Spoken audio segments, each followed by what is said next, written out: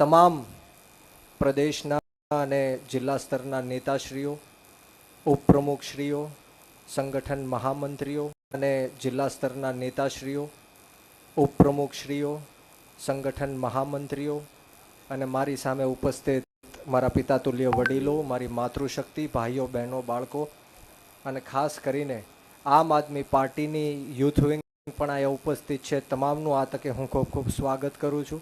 જય જવાન, જય કિસાન.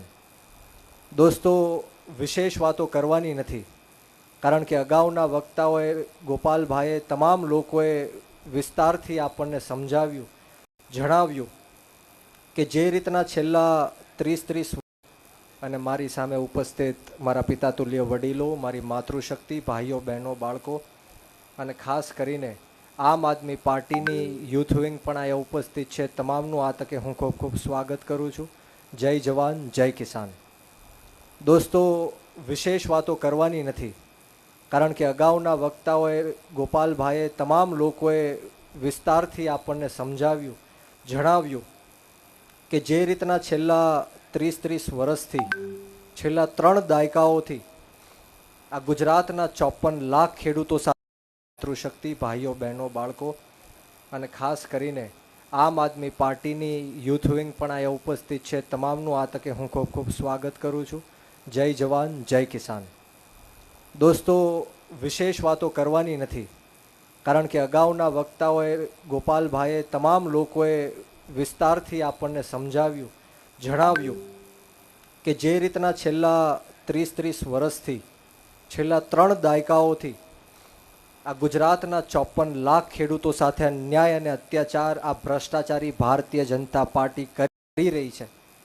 અને આજે સમગ્ર ગુજરાતની અંદર કચ્છ હોય, મોરબી જિલ્લાનું જેતપર હોય, સુરેન્દ્રનગરનું કોંડ હોય, બાવળા હોય, સાણંદ હોય, ધોળકા હોય, જસદણ વિછિયા હોય અને અનેક જગ્યાઓ ઉપર આ ખેડૂતો ઉપર દમન તો કરવાની નથી, કારણ કે અગાઉના વક્તાઓએ, ગોપાલભાઈએ, તમામ લોકોએ વિસ્તારથી આપણને સમજાવ્યું, જણાવ્યું કે જે રીતના છેલ્લા 30 વર્ષથી, છેલ્લા 3 દાયકાઓથી આ ગુજરાતના 54 લાખ ખેડૂતો સાથે અન્યાય અને અત્યાચાર આ ભ્રષ્ટાચારી ભારતીય જનતા પાર્ટી કરી રહી છે. અને આજે સમગ્ર ગુજરાતની અંદર કચ્છ હોય, મોરબી જિલ્લાનું જેતપર હોય, સુરેન્દ્રનગરનું કોંડ હોય, બાવળા હોય, સાણંદ હોય, ધોળકા હોય, જસદણ વિછિયા હોય અને અનેક જગ્યાઓ ઉપર આ ખેડૂતો ઉપર દમન ગુજારીને જે આ તાનાશાહી અને હિટલરશાહી થોપવાની નીતિ આ ભારતીય જનતા પાર્ટીથી આપણને સમજાવ્યું, જણાવ્યું કે જે રીતના છેલ્લા 30 વર્ષથી, છેલ્લા 3 દાયકાઓથી આ ગુજરાતના 54 લાખ ખેડૂતો સાથે અન્યાય અને અત્યાચાર આ ભ્રષ્ટાચારી ભારતીય જનતા પાર્ટી કરી રહી છે. અને આજે સમગ્ર ગુજરાતની અંદર કચ્છ હોય, મોરબી જિલ્લાનું જેતપર હોય, સુરેન્દ્રનગરનું કોંડ હોય, બાવળા હોય, સાણંદ હોય, ધોળકા હોય, જસદણ વિછિયા હોય અને અનેક જગ્યાઓ ઉપર આ ખેડૂતો ઉપર દમન ગુજારીને જે આ તાનાશાહી અને હિટલરશાહી થોપવાની નીતિ આ ભારતીય જનતા પાર્ટીના નેતાઓ કરી રહ્યા છે, એના વિરુદ્ધમાં આપણે સૌએ અવાજ બુલંદ કરવો પડશે. ગાંધી ચિંધ્યા માર્ગ ઉપર અને જરૂર પડે તો શહીદ આઝમ સરદાર ભગતસિંહના માર્ગ ઉપર પણ આંદોલન કરવું પડશે. રસ્તો બહુ કઠિન છે, પરંતુ કોઈકે તો ખેડૂતો માટે બોલવું પડશે. અને આમ આદમી પાર્ટીની વાત કરું તો કોઈ ક્રેડિટ લેવાની વાત નથી, કોઈ વાહવાઈ કરવાની વાત નથી, કોઈ વખાણ કરવાની વાત નથી, પરંતુ મેં જોયું છે કે જ્યારે પણ ખેડૂતો સાથે અન્યાયી અને હિટલરશાહી થોપવાની નીતિ આ ભારતીય જનતા પાર્ટીના નેતાઓ કરી રહ્યા છે, એના વિરુદ્ધમાં આપણે સૌએ અવાજ બુલંદ કરવો પડશે. ગાંધી ચિંધ્યા માર્ગ ઉપર અને જરૂર પડે તો શહીદ આઝમ સરદાર ભગતસિંહના માર્ગ ઉપર પણ આંદોલન કરવું પડશે. રસ્તો બહુ કઠિન છે, પરંતુ કોઈકે તો ખેડૂતો માટે બોલવું પડશે. અને આમ આદમી પાર્ટીની વાત કરું તો કોઈ ક્રેડિટ લેવાની વાત નથી, કોઈ વાહવાઈ કરવાની વાત નથી, કોઈ વખાણ કરવાની વાત નથી, પરંતુ મેં જોયું છે કે જ્યારે પણ ખેડૂતો સાથે અન્યાય અને અત્યાચાર થયો છે ત્યારે આમ આદમી પાર્ટીનો નેતા ત્યાં જઈને પાર્ટીના નેતાઓ કરી રહ્યા છે એના વિરુદ્ધમાં આપણે સૌએ અવાજ બુલંદ કરવો પડશે. ગાંધી ચિંધ્યા માર્ગ ઉપર અને જરૂર પડે તો શહીદ આઝમ સરદાર ભગતસિંહના માર્ગ ઉપર પણ આંદોલન કરવું પડશે. રસ્તો બહુ કઠિન છે, પરંતુ કોઈકે તો ખેડૂતો માટે બોલવું પડશે. અને આમ આદમી પાર્ટીની વાત કરું તો કોઈ ક્રેડિટ લેવાની વાત નથી, કોઈ વાહવાઈ કરવાની વાત નથી, કોઈ વખાણ કરવાની વાત નથી, પરંતુ મેં જોયું છે કે જ્યારે જ્યારે પણ ખેડૂતો સાથે અન્યાય અને અત્યાચાર થયો છે ત્યારે આમ આદમી પાર્ટીનો નેતા ત્યાં જઈને ઊભો રહ્યો છે. બોટાદની અંદર કડદાકાંડ થયો, આપણા 90 કરતાં પણ વધારે આમ આદમી પાર્ટીના નેતાઓ અને કાર્યકર્તાઓએ જેલવાસ ભોગવ્યો. આપણા પ્રવીણભાઈ રામે 3 મહિના સુધી જેલમાં રહીને સંઘર્ષ કર્યો. બોલવું પડશે.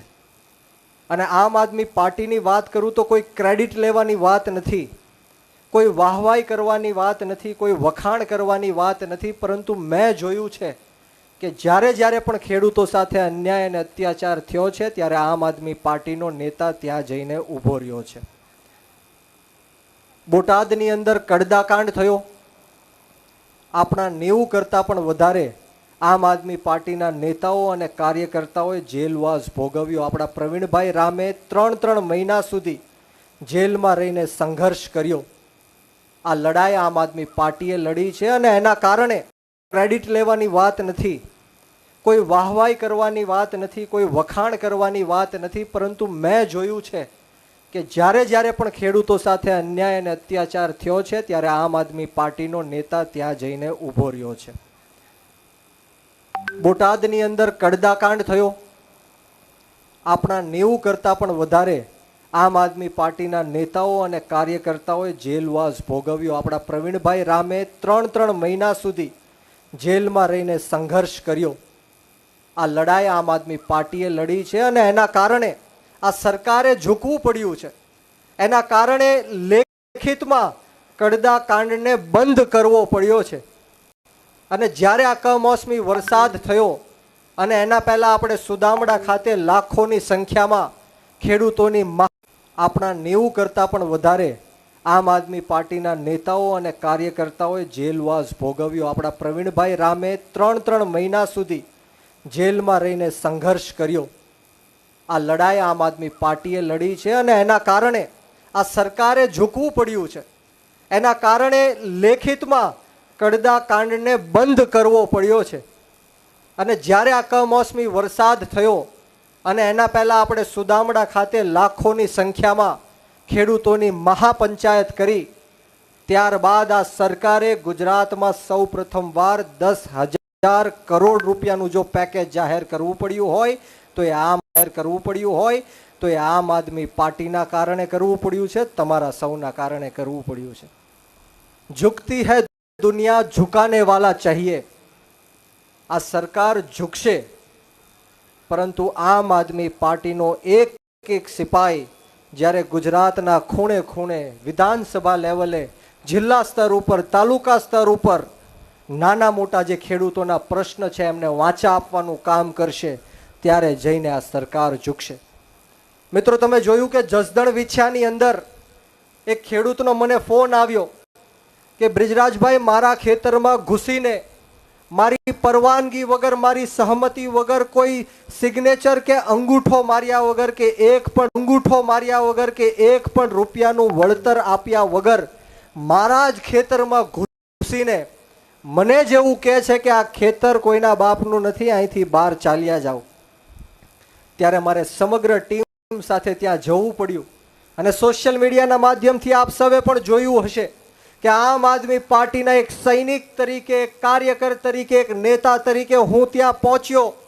જસદણ વિછ્યાની સમગ્ર ટીમ ત્યાં પહોંચી અને જે ઉગ્ર બોલાચાલી પોલીસ સાથે થઈ, જે કંપનીના અધિકારીઓ સાથે થઈ, ત્યારે ખેડૂતની સાથે ઊભા રહીને મારે પોલીસને પણ કહેવું પડ્યું કે આ ખેતર તમારા પણ બાપનું નથી, આ ખેતર આ ખેડૂતનું છે. મિત્રો, જેનું 7-12માં નામ છે, 8 નામ છે, એને જ તમે એમના ખેતરમાંથી બહાર કાઢો છો. ત્યારે જઈને મેં ખેતરમાંથી JCB પણ બહાર કઢાવડાવ્યું. પોલીસને પણ બહાર કાઢી અને ત્યાંના અધિકારીઓને પણ બહાર કાઢી અને આજ દિન સુધી ત્યાં કામ કરવા દીધું નથી. કામ અટકીને પડ્યું છે. અને આજે જ્યારે આપણે આ ઉપવાસ છાવણી ઉપર બેઠા છીએ, ઉપવાસ કરી રહ્યા છીએ, ત્યારે ધોળકામાં પણ મેં આંદોલન ચાલુ કર્યું છે કે GSPL એટલે કે ગુજરાત સ્ટેટ પેટ્રોલિયમ લિમિટેડ નામની આ સરકારની કંપની આ લોથલની બાજુમાં જે સરગવાડા ગામ છે એનો 1 વીઘાનો ભાવ 1.5 કરોડ રૂપિયા છે. 1 વીઘાનો ભાવ 1.5 કરોડ રૂપિયા છે. એવી કિંમતી જમીનમાં એ ખેડૂતોની ખેતર નીચેથી ગેસ લાઈન પસારવાનું જે આ કાર્ય કરી રહી છે, ત્યારે અમે અત્યારે પણ આંદોલન ચાલુ રાખ્યું છે. ગઈકાલે પહેલો દિવસ હતો, રાતના વરસાદ આવ્યો, વાવાઝોડું આવ્યું, મંડપો ઉડી ગયા, સ્ટેજ ઉડી ગયું, બેનરો ફાટી ગયા, છતાં પણ સવારે જઈને ફરીવાર એ બધી સુવિધાઓ ઉપલબ્ધ કરાવી અને અત્યારે 200 જણા આંદોલન ઉપર બેઠા છે. અને હું પણ અહીંથી ફરીવાર આંદોલનમાં જાઉં છું. મિત્રો, આ પીડા આજે ગુજરાતનો ખેડૂત જોઈ રહ્યો છે. આપણે સૌએ એક થવું પડશે, નાત જાતના વાડામાંથી બહાર આવવું પડશે. મેં કીધું એમ કે કોઈ પણ પૂછે કે તું કયા સમાજનો છો, તમે કયા સમાજના છો, ત્યારે એવું નથી કહેવાનું કે હું કોળી સમાજમાંથી આવું છું, હું પાટીદાર સમાજમાંથી આવું છું, કે ઠાકોર સમાજમાંથી આવું છું, કે દલિત સમાજમાંથી આવું છું, ક્ષત્રિય સમાજમાંથી આવું છું, માલધારી સમાજમાંથી આવું છું. કોઈ પણ આપણને પૂછે કે તારો સમાજ કયો છે, આપણને પૂછે કે તારો સમાજ કયો છે, ત્યારે ગર્વથી છાતી ઠોકીને કહેવાનું છે કે મારો સમાજ ખેડૂત સમાજ છે અને મારો ધર્મ ખેતી છે. ત્યારે જઈને આ ખેડૂતોની આપણે વેદના સમજી શકશું.